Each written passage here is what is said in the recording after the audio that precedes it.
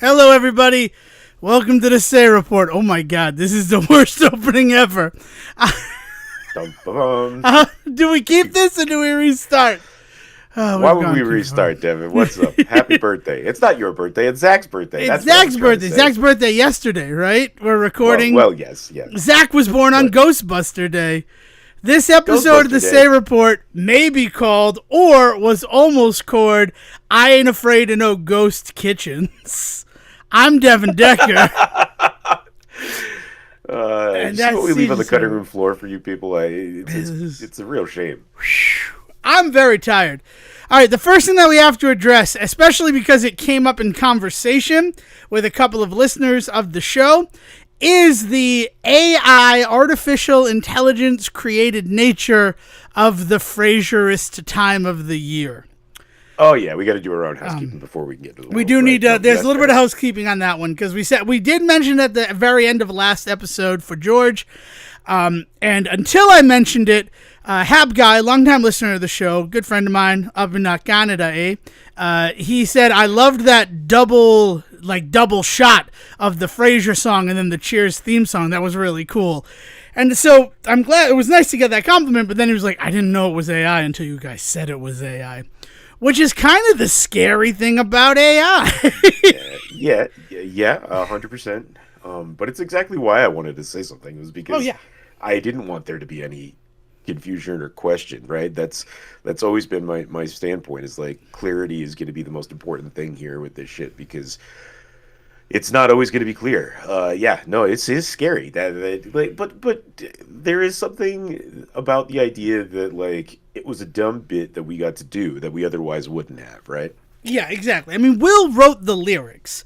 Will sat down with the lyrics, plugged them in, and then performed this as a song. And he really thought, title with Frasierist time of the year, that it would just jump on. It's the most wonderful time of the year.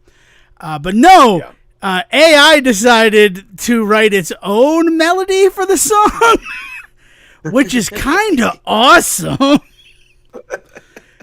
But yeah. Yeah, I mean, it's a cool little gadget that we played with for a thing where, I mean, Will we did made all the money, playing, don't by the plan way. to make any money My off hands of are it. clean. But yeah. So when the AI uprising comes, I don't know, are we better if we haven't been using AI or if we have already submitted to its awesome might and power? Well, here's the thing: is that you're using AI throughout the day. You may not realize you're interacting with it in some fashion, but nowadays everybody is.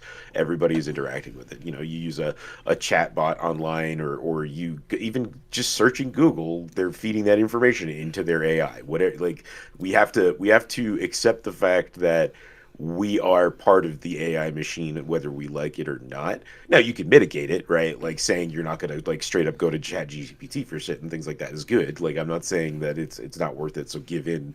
But this idea that you're going to somehow be able to avoid AI, no, right? And it's going to become more and more and more ubiquitous. So from there, I have always made it a point to say thank you to my Alexas and my Google Homes and shit. And Please and thank you to any virtual assistant. Yes. I don't know. I just don't know. But you do bring up a good point. We're not trying to make money off of that AI generated song, which is another weird distinction that I think is important.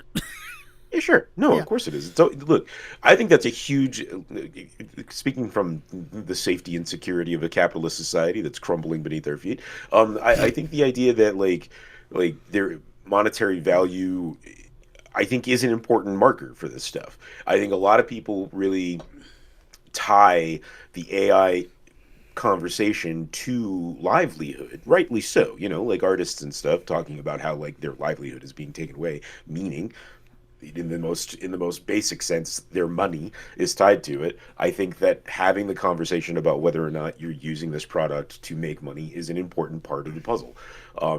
again, that is entirely based on the way that our society currently works, and who knows, in 10 months, with the way things are going at this very moment in this country, we may not have much of a leg to stand on when it comes to the dollar, but that's a whole other conversation. Yeah, and we can handle it. But right now we're talking about that time we used AI to generate a song on the show.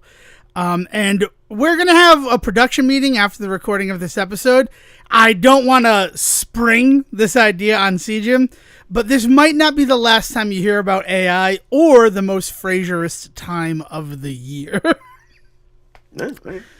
So it's probably not going to be till next May, but that doesn't mean I'm not going to announce my plans on a future episode of the show. Probably within the month of June 2025. Let's just be completely honest about it. But that'll be a discussion for another time. More housekeeping from last week's episode. Did you end up watching Man of the House? Oh, yeah. Hell yeah, man. That's it. That's the other movie we watched. I'm like, I know I watched another movie. I forgot to put it in my little book. I watched Man of the House after we recorded. Can you believe that's Chevy Chase's first #1 movie? No. Yeah. Is that true? That is very true. It's also Jonathan Taylor Thomas's first live action #1 movie. And because by this point he had done Lion King, right? Yeah, exactly. So, because there's that lovely shot of the Lion King in the comic book he's reading, which is like, huh? You see what we're doing here? Well, that's what that whole movie is, right? And I miss that genre of live action Disney, is like the just like goofball family like comedy, for lack of a better word. But honestly, like there's some like really deep stuff that happens in these movies all the time. One of the things that I've always really liked about Man of the House is I just appreciate the conversation that it's having about stepfathers and all that sort of stuff. Is like there was a tendency to go to the other extreme in a lot of media that I consumed growing up. I'm not going to sit here and act like no other media shows like A Good Stepfather, but you and I talk about this a little bit whenever we talk about Dutch. Yeah, right? Is like showing how much Ed O'Neill in that movie actually cares about that kid is like key to what makes that movie like so good to us. So there's an element of that in Man of the House that I still really love to this day. I'm not going to sit here and act like it's a #1 film. I think it is definitely, like, honestly, if you sat me down and made me pick a movie like in that genre of that time, the first one I will always go to is going to be Jungle to Jungle. But Jungle to Jungle, I mean, it's still technically like the family goofball of it all, but he is Mimi Siku's, I don't remember. They eventually give him a better name that doesn't mean cat piss, but he's his biological father. So, like, yes. I know that we're, like, splitting hairs there. We're splitting hairs on split hairs. No, but I think it's in the same genre. Oh yeah, certainly. Just because it's not the same, lesson, right? Right. But I like, but every comedy is about everybody having a hangover. But before we shift to Jungle, which we've referenced, but we don't think we've ever had like a real conversation about on this series, there is the fact about Man of the House. You're right. I like the conversation, because in a movie like that, it'd be real easy to just focus on the kid and the reasons why he doesn't want a new stepfather. He's threatened by his mother dating, and they do a lot of that. But I like that they also highlight, like, the fact that George Wendt's character is also a stepfather and becomes a weird sort of, I guess, Indian guide to Chevy Chase in how to become a stepfather. Well, they're the Indian guide. It's so weird because Jonathan Taylor Thomas is, like, to use modern parlance, like the wokest 11-year-old you've ever met. Like it's so California in the 90s, his character. And I have no issue with it. It's just, that's his character. His character doesn't have anything else other than, like, oh, you're not thinking of the environment. Really? Meat for breakfast? It's like, yeah, we get it. We understand that this is the type of person who exists in the world. Weird that you tied so much of this character to it. It's the Lisa Simpson swing, right? Like, it's that idea that there has to be the young kid in the family that's pushing against all the conservative values, but like it's funnier when the parents aren't really that conservative, right? Yeah, exactly. It's like, no, I'm pretty sure everybody's okay with it. The real issue in this whole movie, JTT, is the lack of communication. Like the fact that Farrah Fawcett, who plays the mom, right? Let's just talk about that's there too, is Farrah Fawcett's in the movie. Forgot about that little nugget. If she had told Chevy Chase, we make breakfast together every morning, that he wouldn't have tried to make his famous Eggs Benedict. Yeah. There's just a real lack of communication in that movie. And it's strange, but then it does do a lot of really good things. Also, as people, this show, we've talked a lot about the toxic masculinity present in the films that we grew up with. Man of the House is really good about we're men. We're conditioned to not share our feelings. Like George Wendt gets to say that. And it's kind of meaningful. Yeah. I want to make one thing clear. I think that while you're right that like lack of communication is the problem, I think that's what the movie's about, right? Like I think is that them learning that they need to be more connecting with one another. Hence all the stuff with George Wendt talking about like feelings and stuff. I don't think that this movie is like that shouldn't be a knock against this movie, because I think that's exactly what this movie is trying to talk about. No, it's definitely the message of it. It's got some really. Yeah, it's got some really cool, deep stuff that comparatively we weren't necessarily getting from other movies at that time. So, like, it sticks out to me. Yeah. And I'm happy that a movie like that in 95 was able to be number one at the box office its opening weekend. Yeah. That movie doesn't go to number one if it's released in 2025. And that's sad on a level, right? I mean, we'd have to recast the whole thing. But like, I think it would also be like a straight to Amazon streaming, honestly. Not even straight to Disney Plus, straight to Amazon. You don't think there's any? I mean, 10 years after Man of the House comes out, starring Chevy Chase and Jonathan Taylor Thomas, Man of the House comes out starring Tommy Lee Jones, and is a completely different movie. Still kind of tackling the dangers of toxic masculinity, though. Kinda. I don't know. Well, I think it's more about the phrase then, right? Like the phrase is emblematic of something deeper. Well, I mean, in that movie, Tommy Lee Jones becomes like the sorority mother. So he is literally the man of the sorority house. Man, I gotta tell you, I like that movie too. I'm not gonna sit here and I haven't seen that one with enough. Maybe we'll be talking about it next episode as we go and watch that. There's no promises about that, everybody. It is another solid 7 out of 10 movie, right? Like it's a good afternoon. That's what we're really missing nowadays. Yeah. Is like there's not a good home for that solid 7.5 stars movie, right? Like everything has to either be a fucking 10 or it's trash. It's garbage. And like there's no in between. And I'm not saying that there aren't those movies coming out. You and I have actually talked about some specific ones in that case. Hellboy Crooked Man comes to mind. Borderlands movie, things like that. Like where we watch those movies and we fully understand why they got some of the criticism that they got.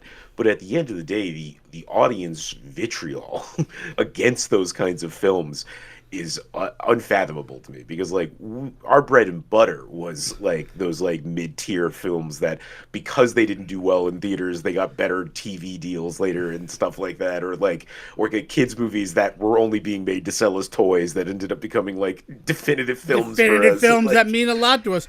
But there's no space for that. Yeah. There's no space for Three Ninjas. We would only get Home Alone. We wouldn't get the weird sort of ripoff that actually does a better job at telling like a wholesome, heartwarming story and teaching your kid a lesson. Because like, what's the lesson of Home Alone? Like, don't get mad at your family. You're going to get mad at your family. It's going to happen. Just don't wish that they disappear. I don't know. I can't talk about Home Alone. You set me up with a really good segue, and I want to take it. But before we go further, I just need to last thing from last week.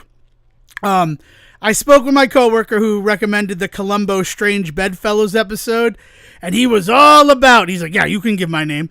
So we're gonna give him a plug, even deeper than just giving his name. Because he is regular Bradley Mellenbacher of the external occipital protuberance area. He has been a musician for a while. He was big on the whiz rock scene. He was in Draco and the Malfoys. And now he is trying his hand at parody. One of which, there's a song called the Coventry Blockbuster Fight Club. And that's inspired by a story that I told him about the time that at the Coventry Blockbuster, I wound up in a fight club. Because, you're not supposed to talk about Fight Club, but they say it twice. So it's a double negative. They want you to talk about Fight Club. That's why Rule 1 and Rule 2 are don't talk about Fight Club. Yeah, they wouldn't have brought it up so much if they didn't want you to talk about it, right? Yeah, it'd be difficult to start a fight club if you didn't. So big thanks to Bradley for pointing out that, if I want to celebrate George Wendt, a nice way would be that Strange Bedfellows episode of Columbo. And it really was. Like, I haven't gone, deep into Columbo yet, but after watching that episode, I kind of want to give Peter Falk a little bit more of my time. I'm not going to lie to you. Yeah, I love the man. Yeah, so, as you wish. But so just shout out to Bradley. Thanks for that. The other one who has sponsored these 2 episodes with the Red Bull, she was not in due to some things that happened at home. So I don't have permission yet. So we'll see next episode about that. But now let us transition. Because I just want to get it out of the way. I saw Lilo and Stitch a second time. And you talk about vitriol, right? That audience has such vitriol for these films, right? And we're talking about things like Borderlands, Minecraft had a lot, and then it almost made $1 billion at the box office. But what I want to look at now is Lilo and Stitch, which just yesterday made $10 million apparently. Currently worldwide, it's at $647 million. Domestically, $312 million. I don't know how much zhuzh this film's going to still have. Before we go deeper in Lilo and Stitch, I did not see Ballerina because I booked my tickets well in advance to see Ballerina. And then the night of, in a pretty empty theater, people had chosen the seats right next to us. And they were stranger people. And it's just like, come on, really? There's nobody in here. There's not a lot of tickets sold. It's a little weird that you're right on top of me. So we ended up getting a little bit of a refund, and Ballerina will happen. But, it relates to the Lilo and Stitch of it all. We had Friday off because we were we're going to get Nintendo Switch 2s, and then we're going to take off the Friday and just play a bunch of Nintendo Switch 2, which that's a teaser. Did Devon get a Nintendo Switch 2? You'll have to keep listening to find out. But so we had Friday off, and we're like, we can go see Ballerina in the morning. Ballerina only has 2 laser projection showings every day. They're at 7:10 p.m. and 10:10 p.m., which that's fine, right? It's more of a movie that's going to do it. But Lilo and Stitch is the rare 2 weeks in the laser projection theater film. Because of the nature of the fact that the theater, it's a Showcase Cinema in Warwick, Rhode Island. I'll give them the stuff. I'm still a little mad at them about the Incredibles 2 mix-up, but I do go see movies there almost weekly again. The world is healing a little bit. And due to the fact that they only have the single cinema that can do laser projection, it's very rare that a movie has more than 1 week in that theater.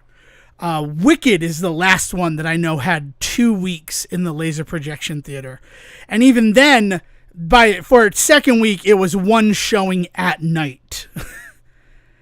But yeah, Ballerina didn't get a matinee showing in the laser theater because Lilo and Stitch was still in there. So we show up for the 11:05 a.m. Lilo and Stitch. And I am not being hyperbolic when I say we were the only people in that theater. I'm not too surprised with the way that the word of mouth has gone on that movie.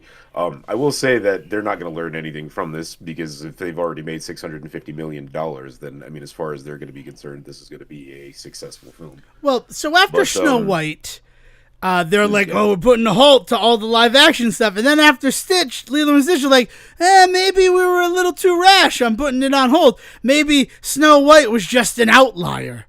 Again, not listening to what the audience was saying. about either of them. Yeah. I do want to give Snow White 5 minutes after we finish this Lilo and Stitch thing, because it's crazy how. But we'll finish with Lilo and Stitch. Have you seen it? Do you want to see it? Where are you with Lilo and Stitch, Sejim? I haven't seen it, and I'm not in any rush to. I'm not. It's Lilo and Stitch is Lilo and Stitch. The original movie is in a weird spot in my heart because like I do really adore that movie, but it came out at a time kind of past my Disney years for a little bit there. So it wasn't like I sat down and watched it all the time. You know what I mean? Like if it had come 2 or 3 years earlier, it probably would have been one that we watched a lot. But so yeah, so like I like the original movie and like all of the weird shit that's come from it. The various sequels and TV shows and shit like that have all been really wild to keep up with. The TV show was insane with the Yeah. crossovers. Kim Possible, American Dragon, Jake Long, Recess. Yeah. There's one other one, but I can't remember what it is. I forgot. There was a Recess one? There was a Recess one. And it's the experiment makes people lazy. So like all the Recess people, usually they're so full of energy, they lose all their energy because of the experiment. And it's just like I want to love this because I love Recess, and I'm happy that we got new Recess content. But now it also is saying, like, straight up, aliens exist in the Recess. Aliens exist in the world. In the Recess yeah, exactly. universe. Like, and by that math, Jake Long, right? There's an American Dragon out there, Kim Possible, and all the shit she deals with. Like, it does do a lot of good for the Recess movie. I do love the Recess movie, but mad scientists trying to eliminate summer and thus eliminate summer vacation, like, that was a stretch. But now it's less of a stretch. The Proud Family was the last one. Nice. Which, nice. you know, they have living peanut clones in their movie. So in like a weird in like a weird sense, Lilo and Stitch has a really kind of deep rooted nature in just Disney writ large now, right? Kind of, which is what you're talking about. So to that point, like I have some little bit of reverence for those characters and that story and that concept. So hearing that they were doing the live action one, I was excited because I was curious to see what they would do with the CGI of certain characters and things like that. Stitch being an obvious one, but also other characters that I was ready to see what they were going to do. And then I lost a lot of steam when I found out that they weren't going to push the limits on that so much, you know, by making them played by real actors and things like that. It was a little disappointing. And so I just kind of started to walk away from this movie and have not really looked back. And so that's kind of where I'm at with it, is like, yeah, I was interested at first, but after hearing some of the things about it, I'm not, and I don't really feel like much love lost in that regard. And I get that.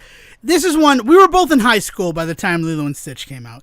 It released in 2002. So either we were a sophomore and a freshman, or a sophomore and a junior. Either way, one of us was a sophomore, is how it goes. And I was like on vacation in Nashville, Tennessee. I was not on, like my father was there for a work conference and the whole family went with him. So it was a good time. Like we had a good time down there. And then it was weird to like be in Tennessee and see Lilo and Stitch. Probably not as weird or cool as if I had been in Hawaii to see it. But there's a lot of that like Elvis iconography that goes on in it. So there is, yeah. Which again, that's part of like the culture of Hawaii in a lot of ways. Ditto like Las Vegas and things. But yeah, so it was like, oh, that was cool, like hearing all that Elvis and that while we're here in Nashville. But other than that, like I want to say I've seen every single direct to DVD film. Maybe I haven't seen Lilo and Stitch 2, Stitch Has a Glitch, but I've definitely seen Lilo and Stitch, Stitch, and Leroy and Stitch. Because I deeply remember things from all of them. And I've seen a healthy amount of this series. Not all of it, but a healthy amount. And yeah, I mean, it got huge. Like Lilo and Stitch was huge. I had friends that did watch it a lot more than I did and things like it wasn't around me at all. It was just not something I found myself in the middle of.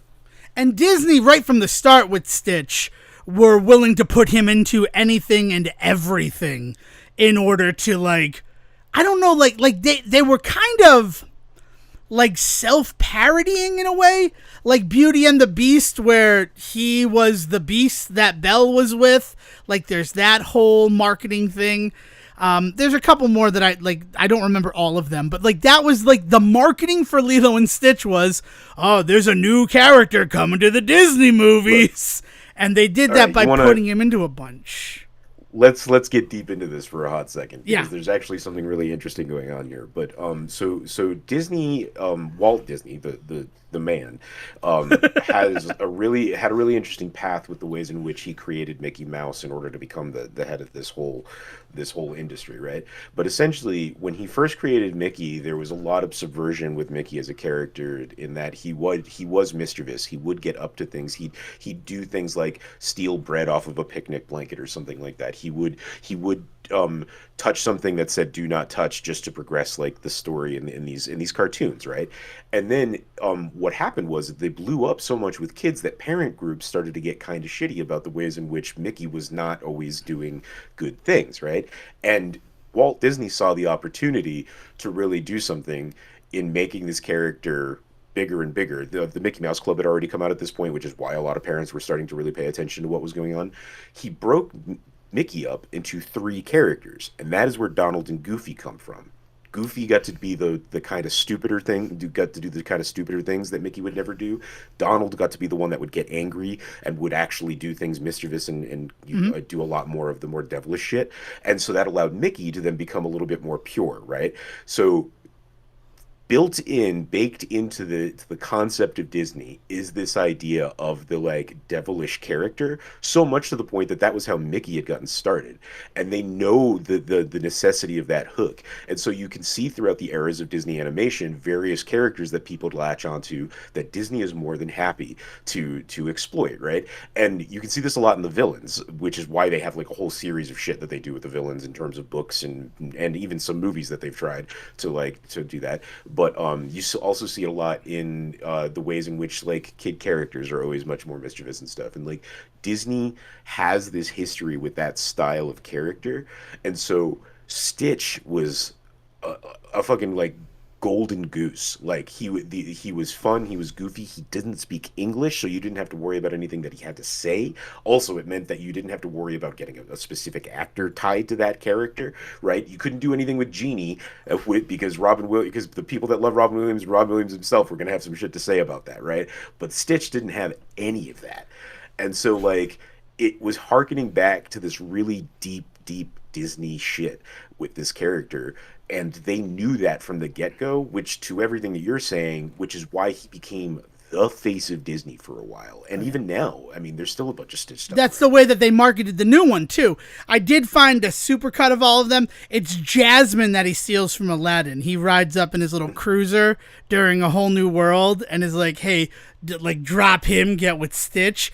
And she does, which is all sorts of things. And then he ruins the ballroom scene in Beauty and the Beast, making Belle walk away, probably dooming Prince Adam to remain a beast forever. And then he replaces Simba in the opening of The Lion King with Rafiki lifting him up and all of the animals fleeing in terror at the thought of Stitch. And then the final one is while Ariel is doing the reprise of Part of Your World, he surfs over her.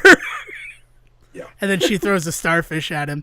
We'll share that supercut in supplementary materials.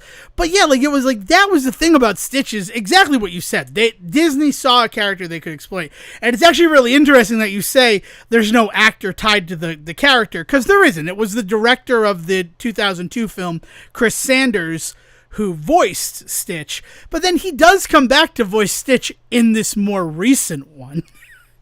So, like, that was yeah, of course, because that's what Stitch sounds like in this weird way.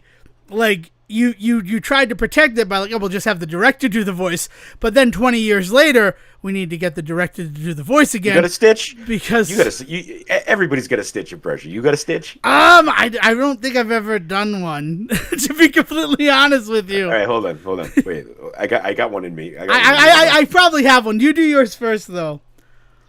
Ohana means family. Yep. Family means nobody gets left behind. I like that yours sounds like a little Asian man.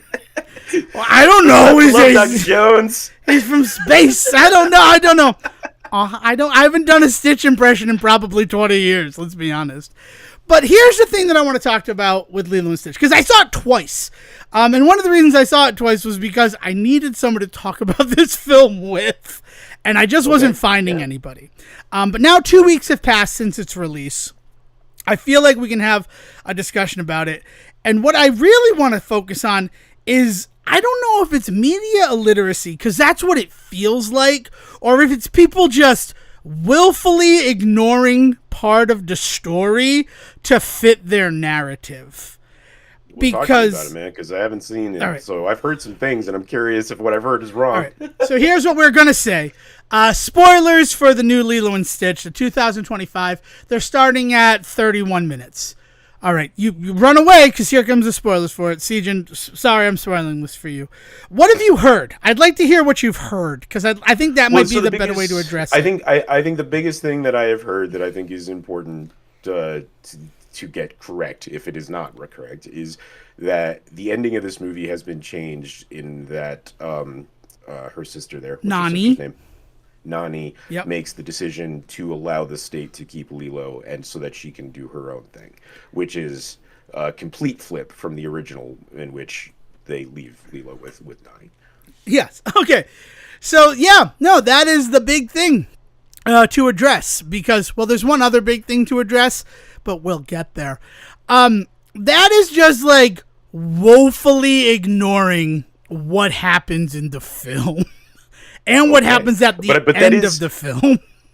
But am I crazy? That is the conversation people are having. That's the conversation people are having, and that's what's driving me insane. Ditto when we get to the 5 minutes on the Snow White live action.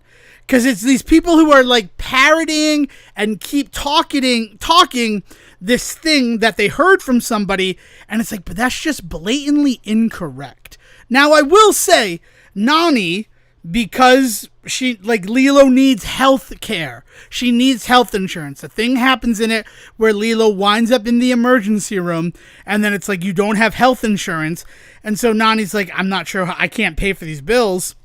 And the social worker says, if you give her up to the state, then we will take over all of these bills that you have for her health insurance. And then they have a real frank conversation about what that's going to mean, and how Nani will be involved in every step of the process in placing Lilo into foster care. Now, if that were where it ended, I could understand people having this opinion about Nani gives up Lilo to the state. It literally is like a situation where there are no other options, and it's more, you can either cooperate with the fact that we're taking your younger sister from you, or we can forcefully take your younger sister from you. Those are pretty much the two options. So Nani agrees that that's it, because she can't afford these things, and she has been overwhelmed. Then the remainder of the movie happens. Lilo becomes a freaking hero by defeating the villain, which is another thing that we can talk about. But this is the most important thing. This is the thing that you've heard, and it's what I want to address. So then she's like, all right, Lilo, we need to talk about this. And the social worker's like, well, not necessarily. The social worker, by the way, played by Tia Carrere, who voiced Nani in the original. I love that shit. I love that Disney does that kind of thing. Where, Tia Carrere was in the original movie. Now we'll cast her as a social worker. She says that's not necessarily what happens, because they have added a character to the movie named Tutu, played wonderfully by Amy Hill. Love Amy Hill. And she is the next door neighbor and grandmother of David, who's Nani's love interest in the original 2002 series. And what happens is, Lilo is not going to go to some stranger family. She's going to live next door with Tutu. Tutu's just going to become her legal guardian. While Nani gets her life on track, she lives right next door to her sister. It's just like, on paper, this adult who has a job and money is going to be in charge of Lilo. That's the big change. And then there's this whole through line of the fact that Nani was like a genius and got a full ride to the University of California at San Diego for marine biology, but she had to defer because their parents died and she became responsible for her younger sister. And that is talked about like a bunch. And the fact that like they wanted you before, they probably still want you. You need to think about your future too once you have stuff settled with Lilo. So Lilo looks at this section of their yard where like it's the handprints of their mother and father and then Nani and Lilo. And then she goes to Nani and she goes, you need to go join the Marines. And that's because she doesn't really understand the whole marine biology of it all. And she's like, no, it's what mom and dad would have wanted. I'm now going to be safe with Tutu. I have Stitch with me to be my friend. You need to do this. Like, you shouldn't have to lose everything because you lost mom and dad. And we'll still get to see each other. It'll just be like when you went to surf camp. And that's a conversation they have earlier. So Lilo is the one who insists that Nani, now that everything is going to work out and she's not with the stranger family, she's literally just now living with the older woman who has been acting as a guardian in the absence of Nani, but now it's legal and Nani's going to go get her marine biology degree. Like that's what happens there. And it's really, like we talked about how communication was a thing that was the lesson between man of the house. They all have conversations about what is the best thing for everybody before making these decisions. Like, yeah. No, I mean that's a lot more nuanced than it sounds like anybody else is giving it credit for. Yeah. So that's good to know. Well, but then I have to wonder if these people just left when the movie ended, because a huge plot point of the Lilo and Stitch remake is the fact that Jamba Jacuba has the gun from Portal. It can do other things like shoot tranquilizer darts and, no, it can't. It's a separate gun that's like an energy blaster. But the thing it can do is shoot portals, and then you can travel great distances with the portal. And you can set it really to go anywhere that the gun's familiar with. And in the mid-credit sequence, Nani is talking to Lilo via video chat, and she says, oh, hold on, I have to go do something. And then, boom, she's in Lilo's room. And they have a nice sister moment. So it's also like, yes, I know she's in San Diego, but she has this ability to come back and see Lilo whenever she wants to. What pisses me off about that is the fact that if you have a portal gun, CJ, stay living in Hawaii and portal to San Diego every day. Like, yeah. Look, man, we're gonna like the living away from home for a little bit is. I know that it's an important thing, but think of the expense. She could barely afford to keep her 6-year-old sister alive. Well, no, not if she got a full ride. If they true. really honestly gave her a full ride, that includes housing. And that includes housing. Yeah, I mean that's the way of it. But it's like. Yeah, I mean, and I guess like I said, there's definitely, this is what I said to Dale when she brought up the same point. I'm like, see, we're the same people. I get that. There is a socialization element to living on campus, living with all of your people. Granted, you could still do that. Like, you could still be on campus till like 11 p.m. and then portal home to your bed in Hawaii. Teleportation would be the greatest thing for me, Sejin. I have to, like, just make that known. If I could, like, go out and then just come home and sleep in my bed, that would be heaven. I would love that so much. But because our greatest commodity is time, Devon. Yes, I understand. And but I'm glad that we did cover it in this. But it's like, there is nuance there. Like, yes, Nani does agree to do that. But also, 20 years have passed since the original movie, and one of the only reasons that Nani is allowed to keep Lilo in the original movie is because Jamba and Pleakley agree to live and become guardians to Lilo as well. Because Cobra Bubbles, in addition to being a man in black, also has some pull at the social services agency. Like, he is a real social worker, too. That's his cover. So he's like, oh, she has new guardians. Yes, they're all together, but, you know, it's a little, oh, Nani's life is over because she has to take care of her 6-year-old sister. No, we can find solutions where everybody can still be happy. Because the other side of it, the only people that I've heard talking about the fact that, like, Nani doesn't really give her up to the state. She places her in foster care with a known, long-established, like, Amy Hill, the first time she's on scene, she's like, remember, if you need anything, I'm always here for you, Nani, because we're Ohana. Like, that's the first time Ohana is said in the movie, where Ohana means family. Like... Yeah, there you like, go. Those people are like... From what you're describing, she is implied mother-in-law anyway, right? Yeah, like, she... like, I don't know, like, if she's necessarily their grandmother. Her name's just Tutu, and they don't ever really call her grandmother, except for David. David calls her grandma. So I don't know if there is, like, actual blood relationship, but what is the story of... But if the idea is that he's the love interest, right, then the implication is that she might as well she will, be yes. blood. I mean, that... Yeah. He doesn't become the love interest till the credits. Like, he's just kind of like an awkward next-door neighbor, and then they kiss in, like, a still photo in the credits. So... It tries to have its cake and eat it too, but you're right. Like, eventually there will be a legal familial thing. But Lilo and Stitch is all about your found family, right? Like, yes. These people saying that Dominic Toretto would have hated the ending of the remake of Lilo and Stitch because it's not about family. No, it's definitely about family. It's about relying on this woman who's willing to raise your sister so you can go and, you know, get to, like, your life doesn't end because of that. And then the other, like, those people, they're like, oh, but this whole, you're Hawaiian and you need to, like, bring honor to our family because you were blessed with this special brain. And I'm like, all right, that's a bit of a deep read into it. Just the fact that, like, no, you should still get the chance to go to college. You earned that. Mm-hmm.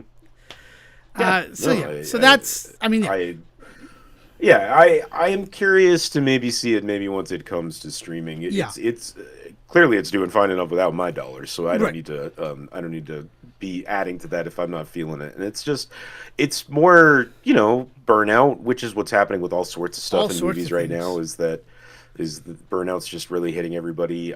But media literacy is becoming a larger and larger problem because we really just don't talk about it in any educational sense now. And I think part of that is because people are afraid to. People are afraid to bring up, like, how to talk about movies, how to talk about books, how to talk about that, because everybody has a freaking opinion now about how mean you can be and how mean you should be about this shit. It's just toxic. The whole conversation is just poisoned. Yeah, and I don't know why. Is it because there's not, like, some ubiquitous, I love the word, you used it earlier, like, thing that everybody is taking in? Like, there's just so many options now for entertainment, so we're not all watching the same thing, so the conversation gets muddied in that way. We can't really discuss, it's the concept of the hot take. People have developed this idea that they can add value to the conversation by saying something that is not currently being said, whether that's being completely contrarian to things that are being said or coming out of left field, right? But people have found that if they just say what everybody else is saying about a thing, they get lost in the noise. If they want to rise above it and be seen, then they want to say something that is going to get clicks, get views, get conversation going. They want to be the flashpoint for some new brave idea on the internet. And that's the dragon everybody is chasing with this stuff. Like, the reason that people say and do the things that they do is because, and you're just astounded by, like, why are they saying, did they not watch the same movie I watched? Like, it doesn't matter, because even if they thought everything that you thought, at the end of the day, what they want from that moment of interaction is for somebody to engage with them. And what's going to cause more engagement? Just saying the same thing 1,000 other people say, or saying something that's going to stand out? But I guess the really dangerous thing, because you're right? That's the whole thing. It's why people, it's going back to Seinfeld.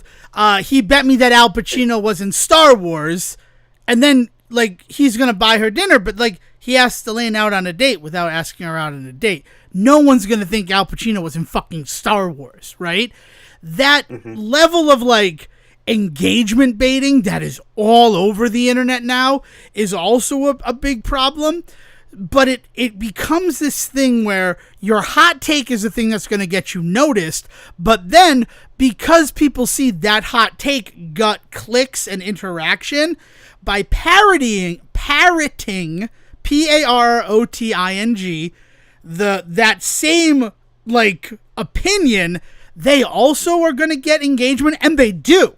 Right? The number of videos that I saw that were like Lilo and Stitch is terrible because Nani gives up Lilo to the state in order to selfishly follow her own dreams is ridiculous. And that's why it feels like, it's like, are people just not getting it? Or are people getting it? However, by saying that, you get people who will now suddenly watch and talk about your content. Yeah.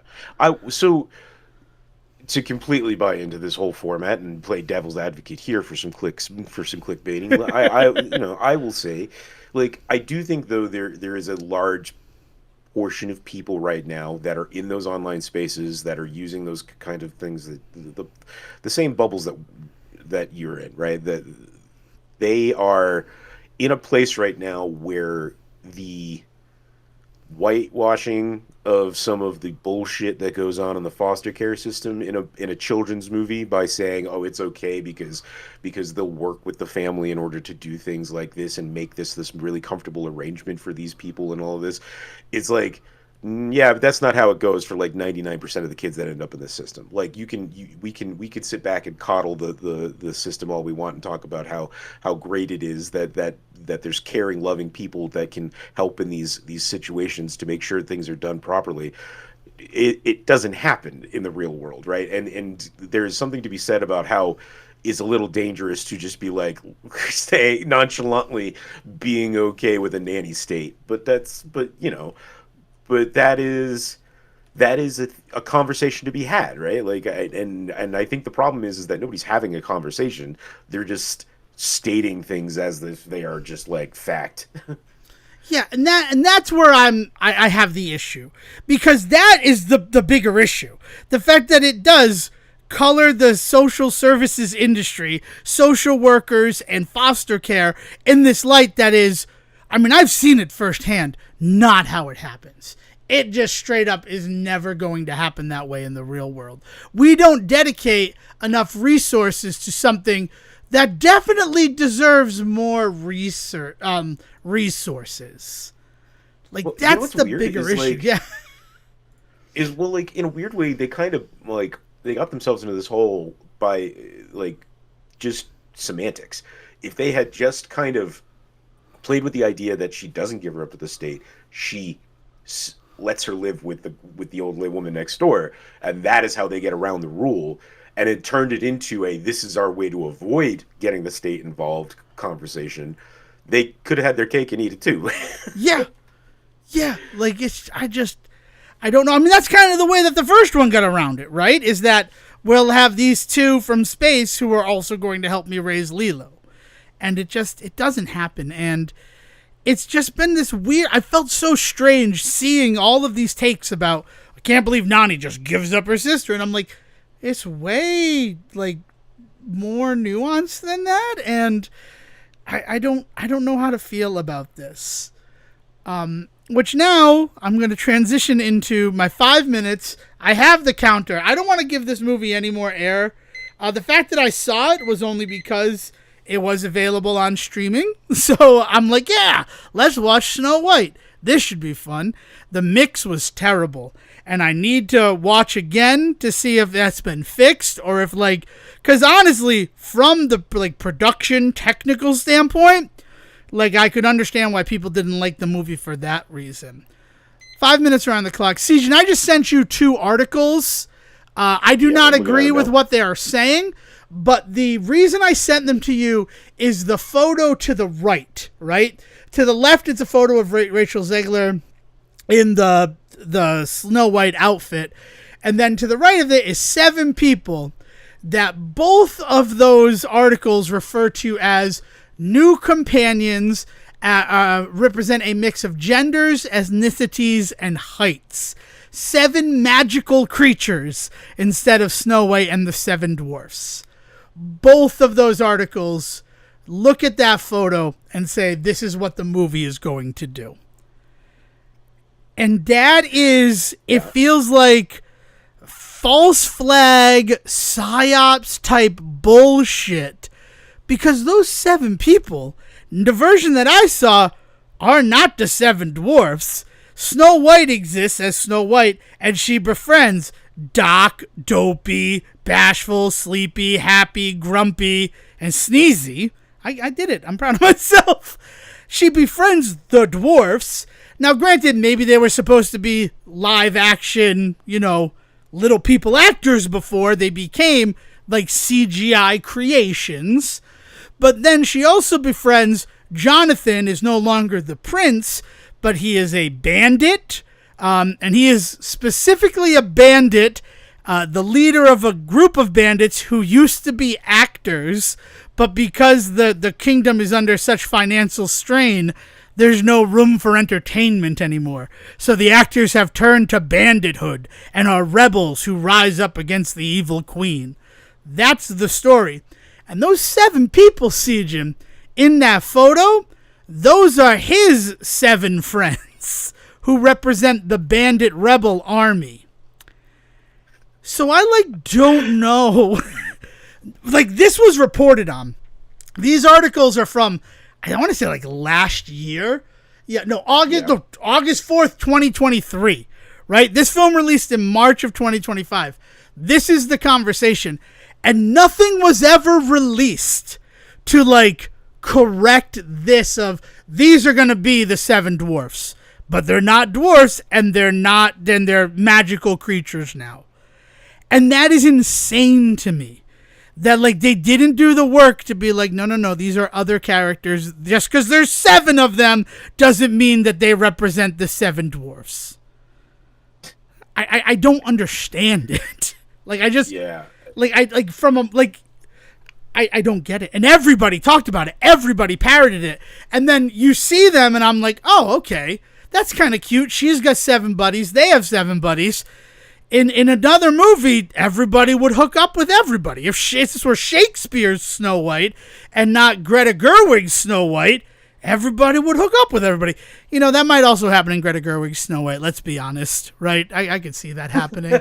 But it's just so, kind of strange to me that, Disney, who is Disney, didn't make a better point of being no, this is definitely from the set, but these people are not. Well, right. So there's definitely an air of bullshit on the criticism of the movie that I think definitely needs to be called out. But I think the reason why you didn't see much of Disney out there combating much of the bullshit is because of so much of the stuff that was apparently going on behind the bullshit that they were busy dealing with on the production side of things. Yeah. No, and I get that. But just I don't know how, now that the movie has come out, nobody is so they're in the movie, but they're not the dwarfs. It'd be one thing if those 7 people were never seen in the film. Then there'd be some real criticism and critique of the fact that Disney did just replace them with a CGI alternative. But that's not what happened. So I'm not sure why that's what everybody was talking about. The movie is weird. I'm not upset that I saw it, but I'm also then upset that the whole marketing was, we're going to change this movie. Spoilers for this film. I never said that, but I am saying it now, and I apologize if you were going to rush out to see this movie that, I don't even think made $100 million. There was a big stink about how little money this made for how much it cost them to make. What do you think, Siegen? What do you think it is? Oh, sorry. What? That's it. Domestically, it made $87 million. Worldwide, wow. $205 million. On reportedly like a $350 million budget.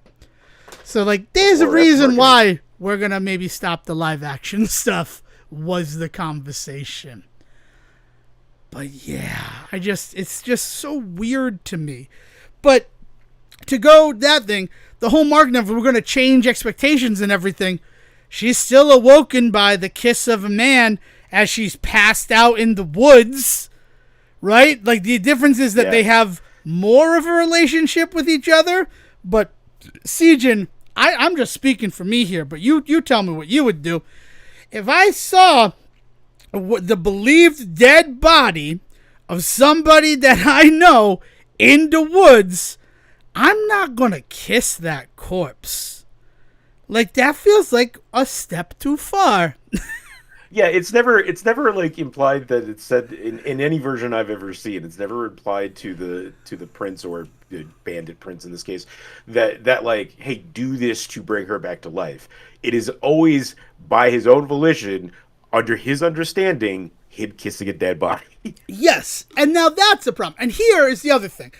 They set it up in this way. She is given, Snow White, when she is a young girl, is given a heart locket from her father that says the 4 tenets she should live her life by to be the fairest in the kingdom. And that fairest, not necessarily beautiful, but literally fair. Like, we are fair to people. There is a quality to everything. Which is, okay, I understand that change. She's also named Snow White because she was born in a blizzard, not because of how pale her skin is. This is just hoops you go. But she's given this heart locket from her father, and he kisses it before she gives it to her.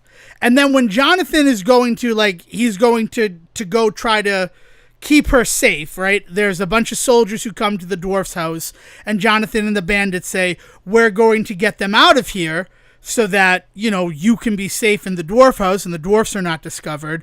I'll be back within 2 days once we've, you know, gotten them all confused.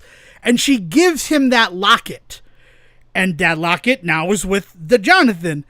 And then that is taken by the evil queen when Jonathan is ultimately captured by the evil queen and then is gone. But I thought, as somebody who was expecting this film to subvert expectations and kind of deal with the whole necrophilic kiss problem from 1937, you know, very evidently so, that he was going to come back and give her back her necklace, and that necklace, because it was kissed by her father, that would be the true love's kiss that awoke her. Now, would I have enjoyed that? Not necessarily. It's kind of like true love's kiss is a very obvious thing in the world of fairy tales. So it's a subversion of true love's kiss. But also, like, it would deal with the whole of his own volition. This man kisses what he believes to be a dead body of it. I mean, and let's not act like they haven't played with this before in one of their most successful film franchises of all time. The literal resolution to Frozen is that it's the love between two sisters that breaks the curse, right? And so, like, that idea of, like, true love being not necessarily a one romantic. Of a relationship romantic, but rather a familial is not even new to Disney. But, so I'm like, oh, that's a great way to do it. Oh, okay, cool. So the amulet, the necklace, that was the big thing from her father. Now she's giving it to Jonathan. Now she's going to eat the apple, right? Because that's the only reason that you would take away every other character, is so that she can be alone to stupidly eat an apple given to her by an old woman, like an old witch woman who comes to the door. And the apple don't look appealing, right? The apple's like dripping green shit, and you're like, no, thank you. Maybe she thought that if she had been mean to that old woman, her ugliness would melt away to reveal a beautiful enchantress, and then she would place a powerful spell on the dwarf's cabin and all who lived there. That's Beauty and the Beast for anybody who didn't pick up what I was putting down. But I don't understand that of it. Like, you're going to make all these changes and you're going to say that we're modernizing this story for 2025, like, ideals. Snow White didn't do that. despite it being the whole marketing was, we're changing things. It doesn't. Yeah, I don't know, but I have to say, I don't know how much of the marketing I really consume. So I'm talking out of turn here, but That's fair. I always got the impression that there was a lot of other people accusing it of doing that. I didn't hear much from Disney saying, "Oh yeah, we're doing that." So I mean, Short Rachel of- Zegler. One of the problems that they were having, right, besides the feud that apparently was going on the set between Zegler and Gal Gadot, and then what was going on social media between Zegler and Gal Gadot because of, the Israeli-Palestine crisis that is still ongoing. We don't need to go further than that. It's a thing that exists. You can Google it if you want to know more. There's also the fact that she was out there saying that Snow White rescues herself. She doesn't need a prince in this movie. Which is weird when, no, she literally needed someone to come and kiss her to wake her up after she ate the apple. And then, yes, she's able to defeat the evil queen, but that is not her saving herself. She eats the poison apple, appears dead, and then someone else has to come and rescue her from that. And it's not... No, I do think that's a silly way to put it, considering everything that you've told me about what happens in the movie, for sure. Yeah. I never got the impression that Disney was like, we're turning this into like the urban version. This is in Wizard of Oz. This is the Wiz. Like, was never the impression I got about Snow White. Yeah, we're not going to say what the urban version of Snow White is. It's out there. And is very offensive. So offensive, in fact, that the bootleg copies of Song of the South that are out there also include that Warner Brothers Merry Melody cartoon. I really sometimes don't understand people's teaching. I'm just going to say it. But that's it. But like in this tale of two live-action adaptations released in 2025, one did make some big changes to the story, and that's the one that everybody likes. The one that claimed it was going to make big changes to the story, or at least that marketing and like analysts said was going to make huge changes to the story, really didn't, and was still raked across the coals. So I don't know how you're supposed to survive. And it all ties back into what you're saying. The hot take. Everybody wants the hottest take. And, saying that the dwarfs have been replaced by various genders, ethnicities, and heights. That's the hot take. That still, 2 years later, had me clicking on Daily Mail and I don't remember the other one, articles, Daily Signal, in order to, say, this is a lie. This is just a blatant lie, and they were not made to ever correct it or issue a correction.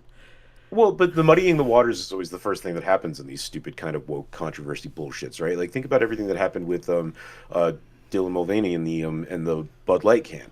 Yeah. For the longest time, there were people out there that thought that they were putting out multiple versions of a can with Dylan's face on them, and that was the big thing. It took a long time for people to start saying, we all understand that this was one can sent to this person. The whole the idea of Bud Light putting this person's face out there everywhere was not what happened. It was literally on their own stream. They just talked about Bud Light and they had a can with their face on it. That was the entirety of it. But the way that the certain groups out there reacted to it, and I'm only being cagey because it was more than one and I couldn't name them all. But the way that certain and we shouldn't give them any more oxygen moment, than the fact that they exist in the world. Right. But you would think that there were literal pallets worth of cases of cans that had Dylan Mulvaney's face on it that were going to be infecting the youth, as it were, right? And no, it was never that big. But it was straight out lies from people about things that they were doing or seeing. People were talking about going out to buy those cans to then purposely destroy them, but you couldn't. They didn't exist. Right. So it's just outright bullshit that people spread, right? It seems to be the first tactic for people on that are trying to stir shit, is that they try and make sure that they what's the shitty term the Trump administration uses, plow the field or something, or I'm not sure. I gotta tell you, I don't pay that much attention to the stuff that's going on until it gets it's to from that. It's from the old Roy Cohn days, honestly. Great. Is the concept is that basically you've spread so much shit around that by the time people are done cleaning it up, you've gotten away with murder, right? Like is basically the idea. And so that's what happens in these conversations. So people really want movies like this to fall apart. People really want to start pulling bullshit out of their ass. They just say 1,000 different things about the movie, and then hey, if one or two end up being true, then that's it. That means they're all true, right? That means that it somehow gives credence to everything that's said about it. And it sucks because, like, I will say that there's legitimate criticism to be had about some of these movies. And you can't have those conversations anymore, because if you have any criticism, you get tied to the bullshit criticism, right? And it sucks, even as somebody that very often doesn't have those same criticisms. I still want to hear the legitimate ones from people. I want to hear about how people feel about the use of CGI in this movie, and how for some people they felt it really was a step backwards compared to some other live action ones that they've done. I mean, I heard that there was some choices made with some of the acting choices in this movie, and I would love to talk to somebody about that. but those aren't the conversations people are having. These are the conversations. Right. This they made it woke is the criticism that you hear everywhere. Yeah, I didn't want to give it any air on the show because of that exact thing that you talked about. But then seeing Lilo and Stitch and seeing it have this almost same trajectory of criticism where people are focusing and harping on this thing that, like, isn't even necessarily what actually happens in the film. I'm like, these two things, it really is demonstrative of an issue that is happening with criticism in the world right now. Because, yeah, I'd really like to talk about some of the musical choices and, like, some of the costuming choices. And, yes, we had CGI dwarfs and a CGI Experiment 626 released by Disney into theaters in the same year. And one of them looks like I could touch it into real world. And the other one, I will probably, like, that old HR thing, right? If Stitch came into my cubicle, I'd be flattered. If one of the dwarfs came into my cubicle, I would call human resources. Like, because it's just like a little, it's uncanny valley, the way that they're designed. Yeah. Like, it truly is. And it doesn't feel like it was the plan from the beginning. And in a live action film, right, like, it almost makes more sense to do, like, live action and create jobs for those people, right? Like, Martin Kleba is in it. Martin Kleba plays one of the dwarves. I would have loved to see Martin Kleba after what he did in, like, The Cape. Yes, The Cape is what I'm going to reference from him. But he also has a very prolific film career, right? Yeah. Wee Man wanted to be one of the dwarfs, right? And I know that might be difficult, but then, Disney's worked with controversial characters in the past. So there were people who were like, yeah, I was excited to audition for this. I was excited that Disney was acknowledging us and putting us in this movie. And then, I don't know, everybody blames Peter Dinklage, and I haven't given it any more of my time to go down that one. But I understand, like, it's CGI from Disney in two films, and one of them looks really good, and one of them looks kind of terrible. But then the other way that they maintain that good CGI for Stitch is the fact that, like, Jamba and Pleakley, 90% of the film are in human disguises. Right. Right? And I get that. I mean, that's a sci-fi save money from way back. Look at something like Howard the Duck. All the money, I know that movie's a huge failure, right? But still look at Howard and the, 18 people who ended up playing Howard the Duck between all the puppetry and costumes and everything. And then right. Jeffrey Jones, right, is the evil space overlord, mostly just as Jeffrey Jones acting crazy until the very end of the film, where it's like a 2-minute scene where Howard is fighting one of the monsters. Or what's the Jack Nicholson one that's really famous for using CGI, one of the first CGI moments, Witches of Eastwick. Yeah, yeah. Where 99% of that movie he's just him, but there is a 2 minute, like probably less than that, probably 1 minute or 30-second moment where they do a giant animatronic, but then they clean it up with CGI, and it's like one of the first predominant uses of CGI in a film of the Jack Nicholson devil character at the end. That is fucking awesome, but it's like blink and you miss it. Yeah. So it's, I don't know. We're talking about emerging technologies with the whole, how we toyed with AI briefly. And then this whole thing, it's strange. I don't know. I don't know why people, I mean, I've been responsible for it too, right? I had my first 48-hour film festival where it was me in charge, right? I put together the team and everything. We got science fiction. And in 48 hours, writing and shooting a science fiction film is not easy. But the way we did it, we just got those little googly eyes, a little bit of spirit go on the back, middle of the forehead. There's our aliens. And it worked. That was also fun because we subverted the whole people prepare for zombie apocalypses but not for an alien invasion. So our main character was somebody who was prepared for the zombie apocalypse, but then all of his training was useless in the face of alien invaders. That was a good time. Oh, man. Sorry.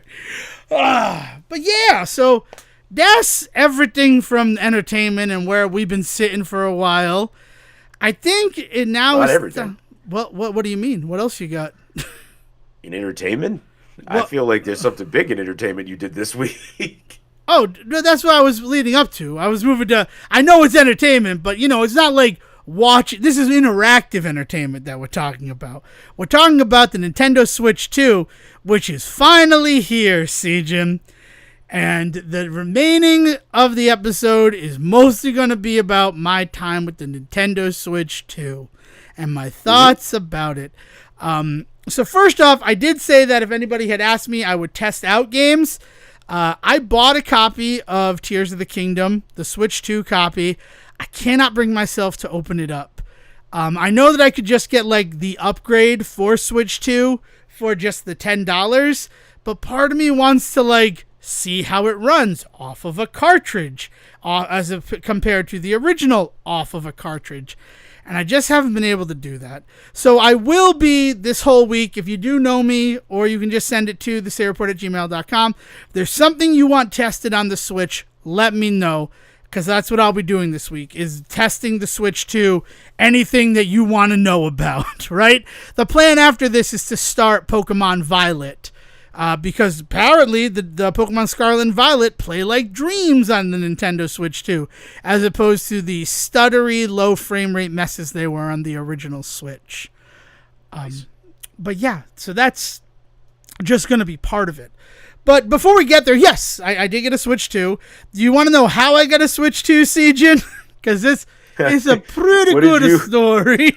What did you do? Okay, so Tuesday night, it's like, are we going to go sit at Best Buy and wait to try to get Nintendo Switch 2s? Is that going to be how we approach the release of the Switch 2?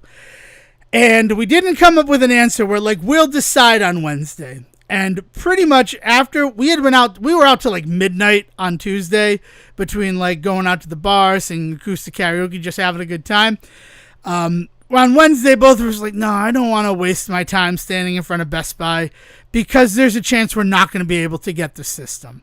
But what we will do is at midnight, we'll hit all the usual websites and maybe we can reserve one to get, at the store, right? For store pickup later on today. At 11 o'clock, both of us were asleep. At 2 o'clock, I woke up and I tried to do it. All of the stores said sold out. And in fact, Target had put up their thing that said Switch 2 will be available online beginning on June 6th. So they were not even going to mess with store pickup on the Thursday that the Switch released. So it became oh, okay, well, that's it. But I had said to Dale, why don't I take you to work? I took off the release day of the Switch, right? I have a bunch of vacation time that I'm going to lose if I don't use. So I've been taking some days off, when there's something that I'm excited about. So I took off the 5th and I'm like, I'll drive you to work, Dale. And on the way into work, we'll stop by a Target and we can assess how crazy the situation is and whether or not we'll try to get Switch 2s today or we have to figure out something. So the Target we ultimately go to is the one in Seekonk, Massachusetts. As we turn the corner from the Walmart, because I still do that cut through of like the Home Goods and the Walmart to get over to that plaza. We turn the corner, we can see the end of the line at the Target for people who are there waiting to get a Switch 2. And the reason we can say that is because there are currently 7 people in the line. And it is 6:15, 6:20. Target opens at 7 a.m. Dale has to be at work for 7:30 a.m. just to give you the timeline. So we go stand in the line.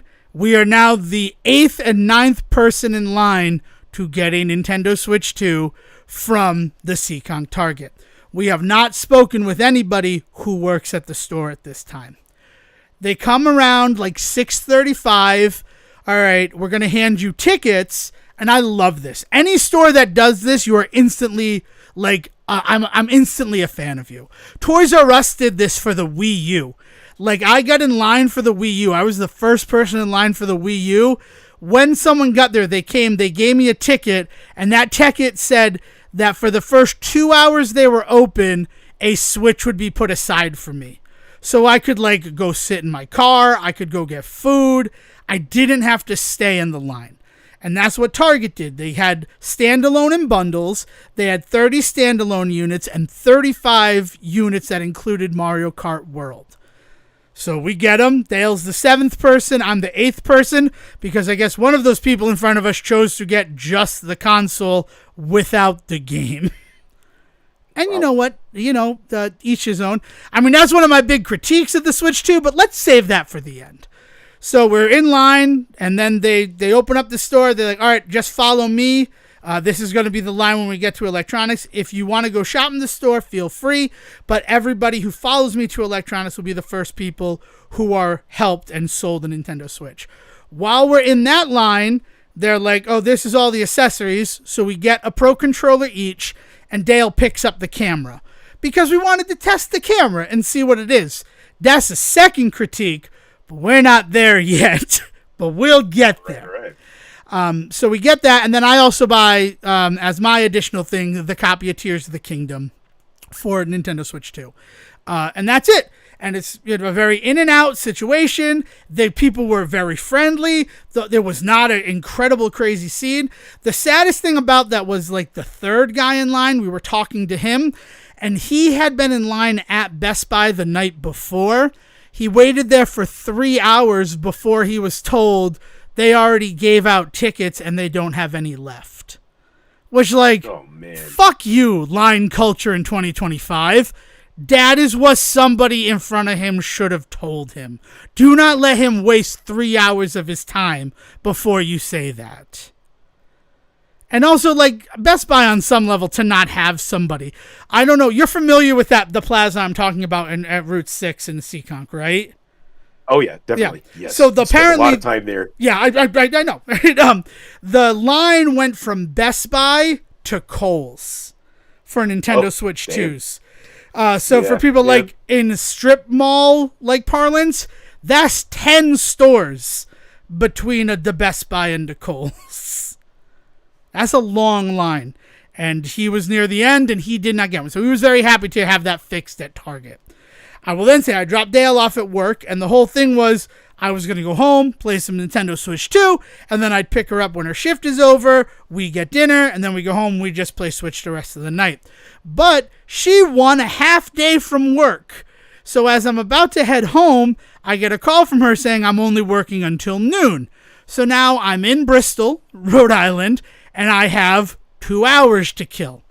So I go to another Target, right? The Dartmouth Target. This is because I'm looking for like Teenage Mutant Ninja Turtle stuff.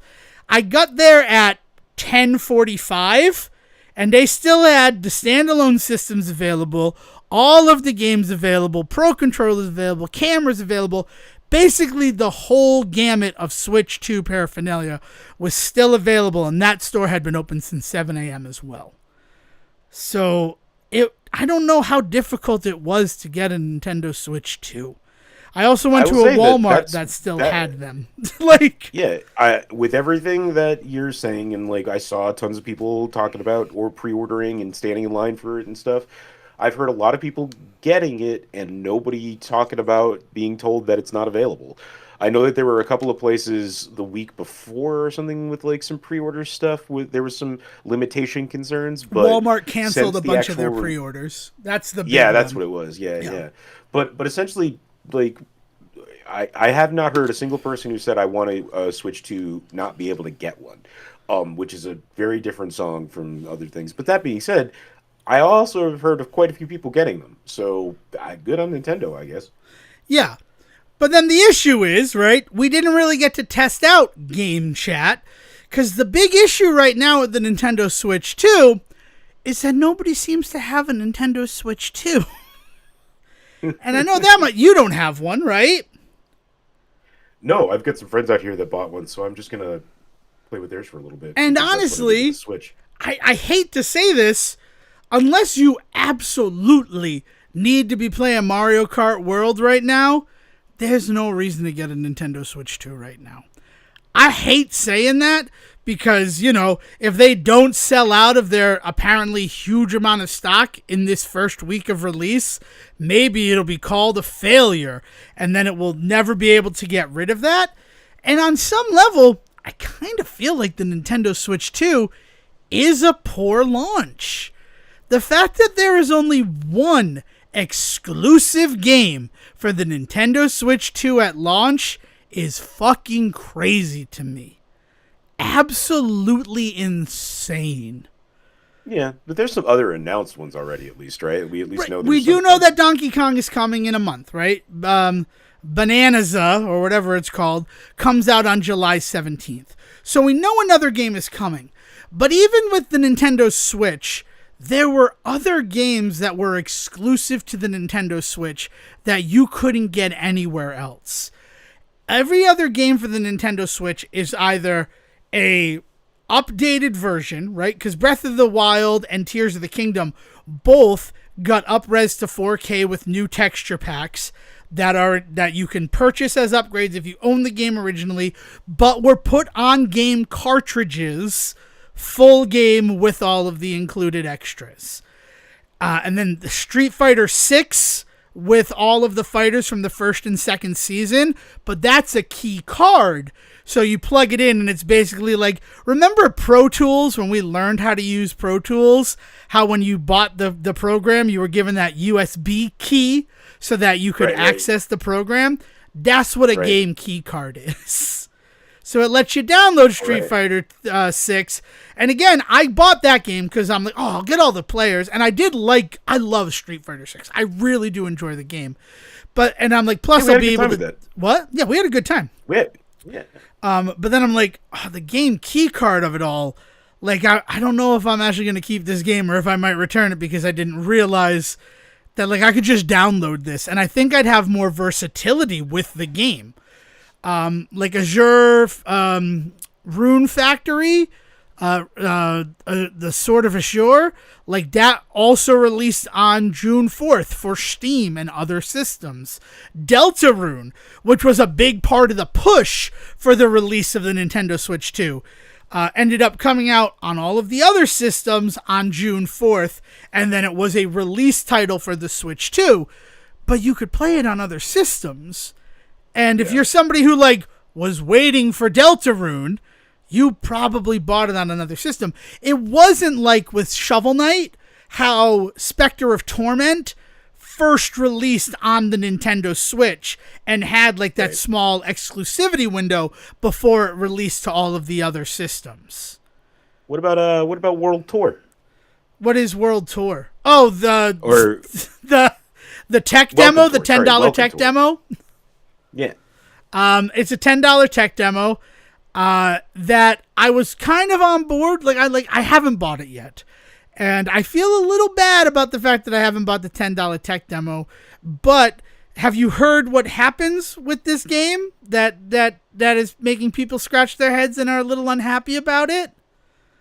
I mean, I heard some people complaining that you needed to have like all the accessories in order to fully complete it.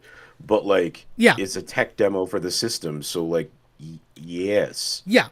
So, I mean, that whole thing kind of gave me a little bit pause on it. But then I thought about why not include it if you buy the Pro Controller, since the Pro Controller is required, right? Yeah. Like, it's one of those situations where, like, and I don't know what I'm going to need it for. The biggest issue that I have with the Switch 2, outside of the fact that there is one exclusive game for it right now, and we can talk Mario Kart World with the rest of it, and that tracks with everything that we do on the show, right? How many freaking Mario Kart 8 Deluxe conversations have we had on the Say Reports agent? Yeah. Like, the other issue that I have is that it doesn't feel like a step up generation-wise. The UI is basically the same. Like, I turned it on the next day. Like, we played Mario Kart World into the wee hours. I woke up, I turned it on, and I'm like, oh, man, I still have my Switch in. And I'm like, no.